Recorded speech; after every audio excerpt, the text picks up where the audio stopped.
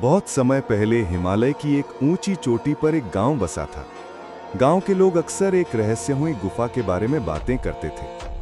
कहा जाता था कि उस गुफा में रात के समय दीपक अपने आप जल उठते थे और भीतर से डमरू की धीमी आवाज सुनाई देती थी। गांव में अर्जुन नाम का एक साहसी युवक था। उसे इन बातों पर विश्वास नहीं था। एक दिन उसने तय किया कि वो खुद जाकर देखेगा कि सच्चाई क्या है। रात का समय था। आसमान पर बादल छाए थे और हवा ठंडी हो चली थी। अर्जुन दीपक लेकर उस गुफा की ओर बढ़ा। जैसे ही उसने भीतर कदम रखा, गुफा के अंदर की हवा एकदम भारी हो गई। चारों ओर अंधेरा था, लेकिन कहीं कहीं हल्की नीली रोशनी चमक रही थी। अचानक उसके दीपक की लौ बुझ गई। अर्जुन डर के मारे वहीं रुक गया। तभी गुफा की गहराई से डमरू की आवाज आने लगी। डम डम डम, डम डम डम। उसका दिल तेजी से धड़कने लगा। उसने साहस जुटाया और गुफा के और अंदर गया।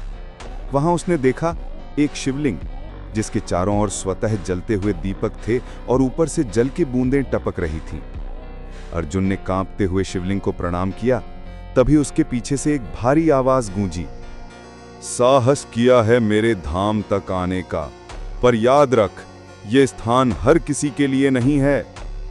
इतना कहते ही पूरी गुफा प्रकाश से भर गई और अर्जुन के सामने से वो छवि धीरे धीरे ओझल हो गई। अगली सुबह गांव के लोग अर्जुन को गुफा के बाहर अचेत अवस्था में पाए। जब उसने होश संभाला तो उसने सबको अपनी कहानी सुनाई। लेकिन हैरानी की बात यह थी कि उसके हाथ में एक छोटा डमरू था, जो बिना छुए अपने आप बजने लगता था। और तब से लोग उस गुफा को महादेव का रहस्यमयी धाम कहने लगे।